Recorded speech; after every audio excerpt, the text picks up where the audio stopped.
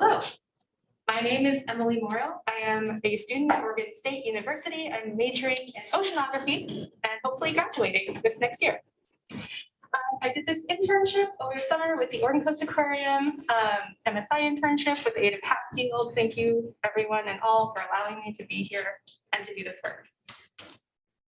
So first off, we should start with what exactly is ocean acidification. And so that top image you're seeing is actually a pteropod cell, which is, they're also sometimes called sea butterflies, and they look like little angels, but that's what they look like after 45 days in a more acidic ocean environment.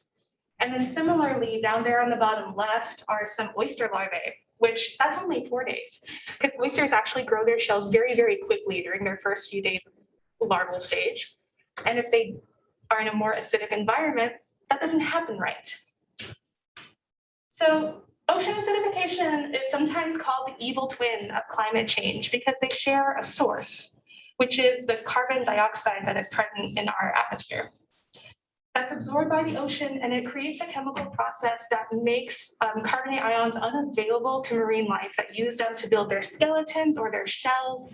And while that may seem like somewhat inconsequential because it's just the little animals that grow on the bottom of the ocean, that can go all the way up the food chain because they are food sources for other animals as well. So it's an important issue that can affect the entire ocean. And now we can define what is community-based social marketing. And this was actually super cool. I did not realize that sociology could be exciting, and apparently it can be, so that's great. So first of all, let's start off by what it is not. It is not an environmental awareness campaign. And so these are the things that kind of rely on things like romanticism and your emotions to care for your environment. And that's why you should save it. It is also not like a state or a federal campaign, which comes more from a direction of, we know what's best for you. We know what's best for our environment. So we're going to perhaps mandate some things so that you can take better care of your environment. And that doesn't always ring well with people, as we kind of know from recent years. And then scientific awareness is just the facts. You know, well, here's what's happening, here's the data, you review it yourself, and you make a decision. And again, that doesn't always work out to help someone decide to change their behavior. So what community-based social marketing is the Kaitos argument, which is basically a timely argument. It's an argument based on who you're talking to and when you're talking to them. Community-based social marketing is all about finding out what a person perceives to be barriers to their own behavior change, and then working with them to overcome those barriers. So to that effect, we came up with a process by which to glean this information from our guests at the aquarium. We selected an array of behaviors, and these ranged from, do you take mass transit? Do you purchase local options of food? Do you bring your own takeout containers to a restaurant? That kind of thing. And then we also had in our survey a selection of barriers to those behaviors, such as, are you rural? Do you even have mass transit where you live? From those, we developed strategic messaging to reach out to the people that we surveyed. We piloted those messages, and then the final step is beyond the scope of this internship, which is the evaluation and implementation. Actually, I take that back. I did some evaluation, and we're going to get to those slides. The implementation is going to be all the exciting stuff that happens after I'm gone.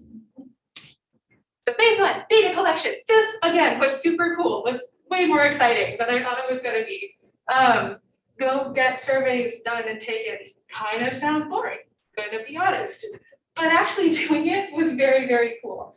It's very cool to like make the science live and present it to people and talk to people about this issue. Before I get to that comment, let me go over my methods first. The methods. The survey was 25 questions. It took on average 7 to 12 minutes, although the record was 3. And it was a mix of multiple choice and free response. We asked them about their knowledge of ocean acidification, took some demographics, of course, and then we addressed the behaviors and perceptions that I referenced earlier.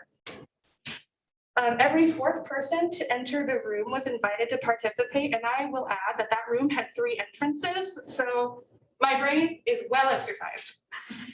They had to be an adult, and we asked for one response per household, mostly to control the demographics. You don't want those double reported.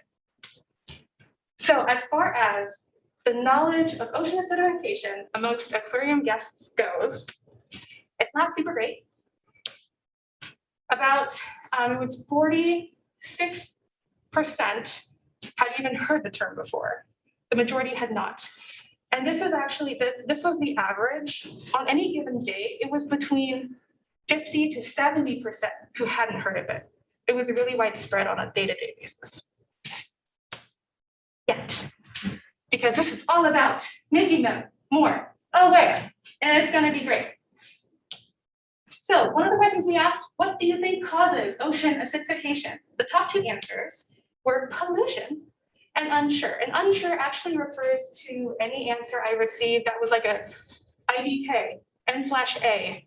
You know, I don't know what this is. I don't know what causes it. Any sort of just uncertainty. Those were binned as unsure answers. And this is some of the top answers we got. I was really interested to see acid rain appear on there because that hasn't been kind of a media term for a long time. But it is good to see that at least the top few options are kind of on the right track, right?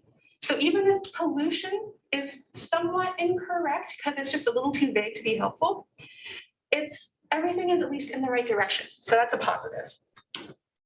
Oh yes, this guy was blamed for ocean acidification. Whales, one of the answers was whales. My other favorite answer from this question was fish farts. Yes, there were some fun answers. I hope that they were put down onto the survey in fun.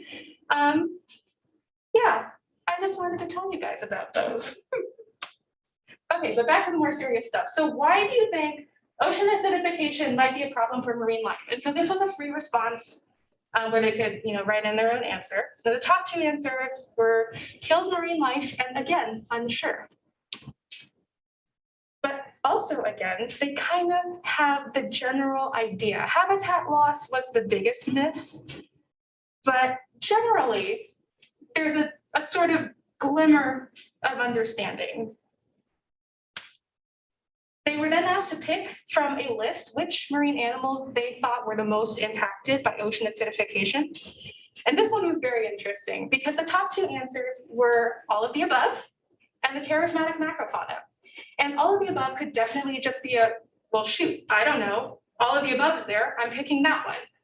Or they could honestly kind of understand that the ocean is an interconnected environment and something like this will affect everything. It's hard to know for sure without actually talking to the people who did the survey, but those are some options for why all of the above was so popular. But it is interesting that the animals most directly affected by OA, which are the ones that use those calcium ions, they were not the top picks. And this is not necessarily a bad thing. Given that charismatic macrofauna are already really cute and really popular, it could be an effective campaign for OA to project it from that angle, where instead of we need to save our oyster beds because they're important to the Oregon economy, or we need to save these because they're part of the circle of life in the ecosystem, we can be, well, those adorable otters at the aquarium aren't going to have shellfish to eat. There's a few different ways we can spin this. Of course, more education and having people understand who is the most primarily affected would be more ideal. But if this is the general perception, it's not entirely unhelpful. And this was interesting. In what ways do you think ocean acidification might affect you or someone in your family? The top answers were seafood and unsure. Seafood was not surprising because that's mostly what people think of the ocean. They think of the ocean as a resource. I did really like that enjoying marine life is on there. Enjoying marine life was the bin that I put any answers that regarded using the ocean as recreation. So even like going to the aquarium and seeing some of the animals they have there, or going out on a fishing tour, or going out on like glass boat tours, beach combing, anything like that went into the Enjoy Marine Life. So I'm glad it's one of the top options because that's important too. And again, just highlighting the interconnected global ecosystem and the marine ecosystem health. Those are on there and they're high up, and that's another good thing. So we're still kind of progressing through not a lot of really concrete knowledge about ocean acidification, but some positive leanings towards a general understanding of how the ocean works. This was cool. What ways do you think your individual actions contribute to the cause of OA? So it wasn't until I was processing all the data at the end that I realized this question can be interpreted a couple different ways, because it really seemed like my answers, the respondents' answers, were divided into two distinct camps. One of them read the question with cause as like the cause that you're fighting for. So the cause of fighting OA. So people were saying things like, well, I'll write to my senator. It's like, no, that doesn't cause ocean acidification, but it helps fight the cause, right? So some answers were thrown out simply because they didn't answer the question the way we were intending it. So this question does need to be taken with a slight grain of salt, though, because it was misinterpreted by so many people. But as far as the responses that seemed to answer the question, the top two answers were unsure, plastic use. And this is, okay, let me start from the beginning. There were so many answers to this question that initially when I binned them, there were 41 bins. That pie chart, it just looked like a single rainbow color. I had to rebin them again into these 28 bins, and I didn't feel like I could bin them further without diluting their meaning, like putting people into bins that didn't quite fit their answers. So a lot of people have lots of ideas about what they do that could cause carbon emissions for ocean acidification. But one of the good trends here is that they do all have to do with carbon, most of them. I mean, sunscreen, not so much, but industrial farming, getting seasick was my third favorite answer.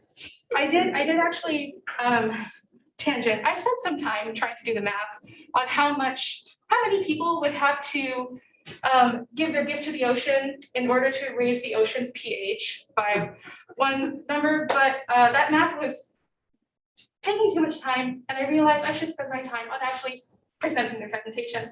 So I don't have that answer for you, but let me know and I can run it for you in a few months. Getting back to this though. So carbon though is an important theme running through here. People understand what behaviors cause carbon, they just don't know which of those behaviors really contribute to ocean acidification, because there's stuff on here that certainly produces carbon, but it's not the big ticket items, right? And then unsure, of course, just be the top answer. So then this is where we got into the barriers, what people perceive to be barriers to their own behavioral changes. So lack of infrastructure and no difficulty were the top two, which is great, right? No difficulty was the response, meaning I don't see a difficulty to changing my individual behavior to fight ocean acidification, and that's great. Again, though, that could just be kind of a positive vibe because you're in an aquarium taking a survey and you feel like you want to give a good answer and you're feeling positive that day. There's a lot of different reasons why someone could pick I don't see a difficulty, but it could also be honest answers. But the other top three are there's no infrastructure for mass transit where I live. It's abbreviated because I wanted you guys to be able to read it. I have a family was in regards to individually packaged in plastic items like food and fruit. Fruit is food. Meat is too important was in reference to questions about do you buy your meat locally or would you be willing to have 3 to 4 meals a week that are plant-based? Okay, and then the demographics. Most respondents were from the Pacific Northwest and Northern California. And what was interesting was that the people responding to the survey were not the exact same demographics as the aquarium had found on a more general survey of their guests a few years ago. they're similar, but a little bit different. For example, female identified, the vast majority of my respondents were female. And we're not too sure why. It could be me somehow. Somehow I was appearing or mood I was giving off. It could be gender roles and relationships. We don't really know. They were white, they were between the ages of 35 and 44. Most of them were in a 2-adult household with no children, which was surprising given how many families come through the aquarium. But that could again be a factor of, well, if you've got 4 kids, you're not stopping to take a survey. So, and we did have a QR code that lots of people snapped and took home with them. I got 1 response from a QR code, but that was over the course of a little over a week and 182 respondents. 1 was a remote respondent. And then the household income was interestingly distributed. It was a bipolar graph. The household income of 50K to like 100K was the largest group. And then the second very close peak was less than 25K, which is perhaps just an interesting way to look at society or our demographics. So we have all of this data. What do we do with it? And then just to make sure that you're staying a little depressed, this is an abalone shell dissolving in an acid environment. Oddly beautiful, but very sad. So the first question on the survey was, do you do this behavior? And I mentioned before things like the mass transit and purchasing things locally. So these were the top 3 from our survey. As far as taking mass transit goes, most of them never had, but agreed they could if it were available. And then as far as individually packaged plastic, sometimes they do it. They would be somewhat agreeable to forego it in the future. And then for eating less beef, and we focus on beef just because beef, pork, and chicken all have very different carbon footprints associated with them, and beef is one of the bigger ones. And also it's so American, right? It's the American survey. Most people eat beef often, but they would be somewhat willing to eat a plant-based meal 4 or more times a week. So there's a lot of just somewhat willing in our survey, which is not neutral. There was a neutral option, neither agree nor disagree, but it's not resoundingly positive either, is it? But it's a little positive, so we're going to hang on to that. So the second question, the partner question, was, would you do the thing in the future? So I'm going to ask you to remember this graph that we just looked at, and those top 3 behaviors match our other 3 options. And of course, we're going to ignore this guy, though, because he was the positive answer. You don't see a difficulty in changing your behavior. So when you put those together, you get mass transit, there's no infrastructure where I live. Avoiding plastic, I have a family. Eating meat is too important. And that all gets funneled into phase 2,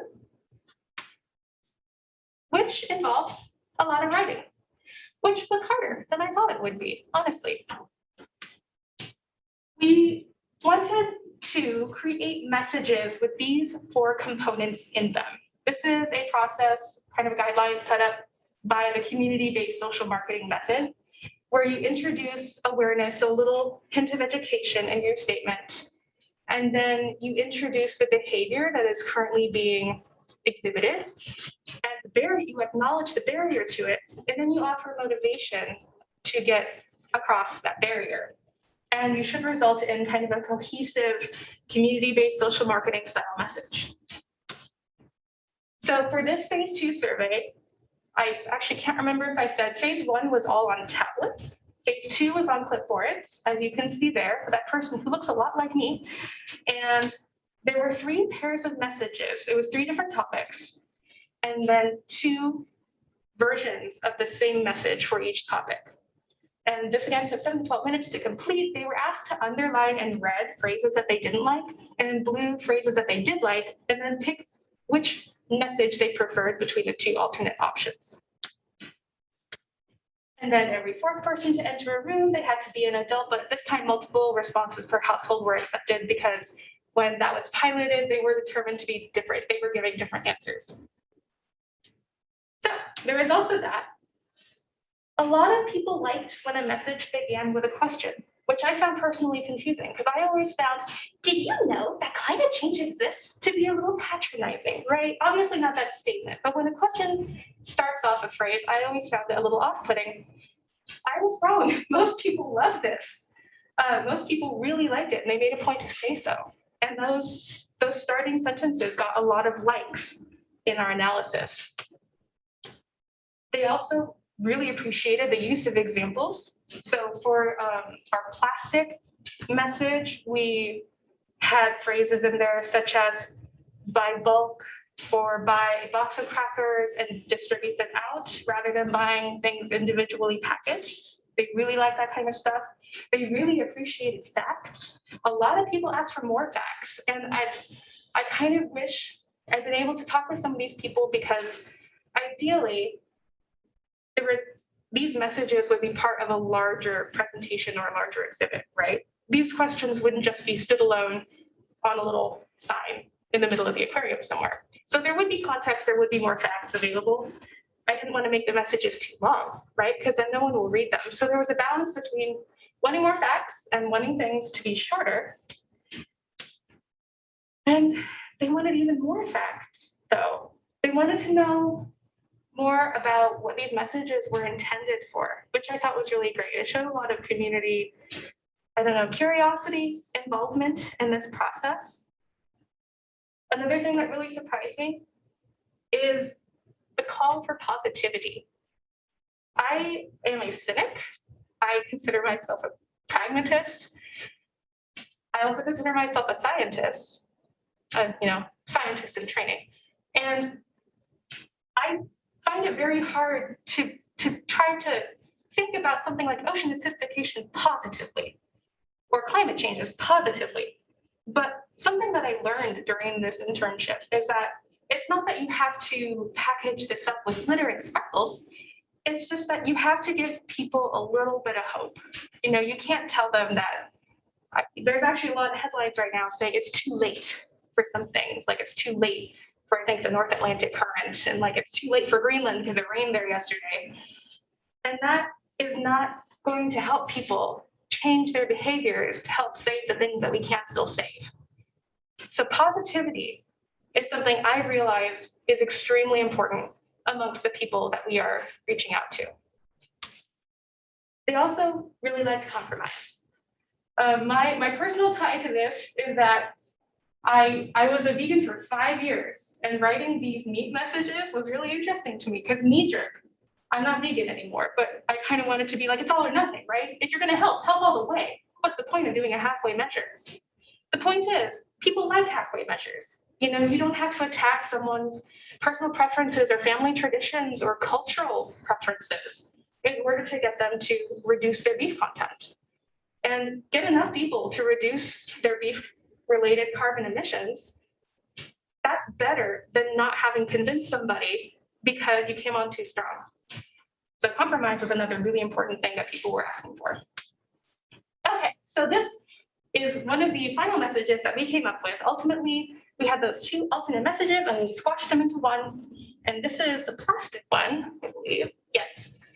So for example, this is the awareness statement, the barrier statement, the behavior statement, and the motivation statement. And I can give you a second to read that. But it's basically, it doesn't have to be complicated. I mean, the motivation statement isn't even a full sentence. This is a really versatile method. And it's also very modular, right? We only focused on 3 behaviors at the end of this internship. I think we piloted at least 10 in our survey. And other things can be dropped into here. Like you can keep the awareness statement and just slip in a different barrier of behavior. So this makes it really easy as well for organizations to kind of use a large amount of survey data and package it into the CBSM method. So the question is, now what? And this is where it gets bittersweet for me, right? Because I'm not going to be there for the now what. This data gets turned over to the lovely people at the aquarium. They get to do whatever lovely things they want to do with it. And whether that be an exhibit or some signs or just some new fun things on their ocean acidification card, it should be helpful. Education, both in the aquarium and taking those messages home, are what's going to change perhaps the future of the world from something more like this in our oceans to something more like this. And so then I think I'm a little running long. Thank you to everyone, to Hatfield, to MSI, to the aquarium, to all the people I talked to while I was here, like Liz and Yalin. And shout out to my dad, because I saw him on the Zoom. Hey, Dad. And yeah, and I have some sources if anyone is curious to look at that. I can send you the files. So yeah, questions?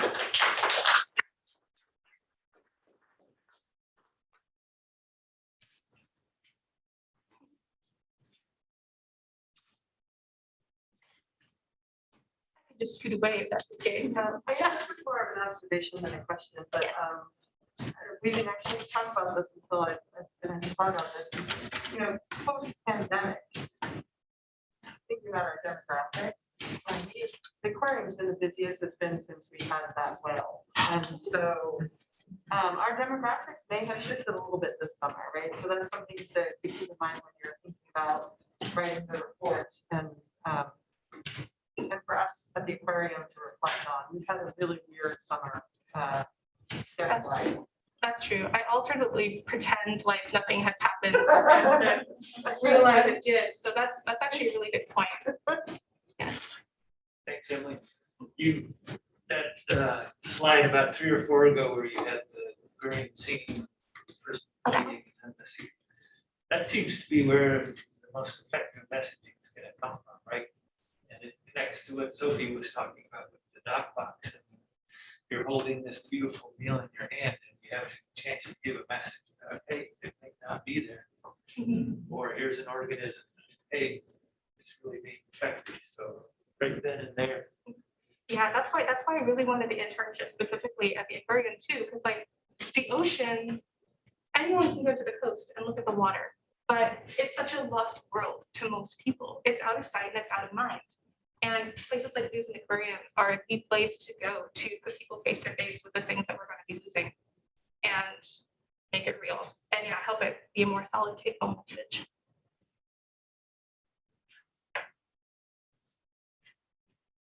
Cool. All right.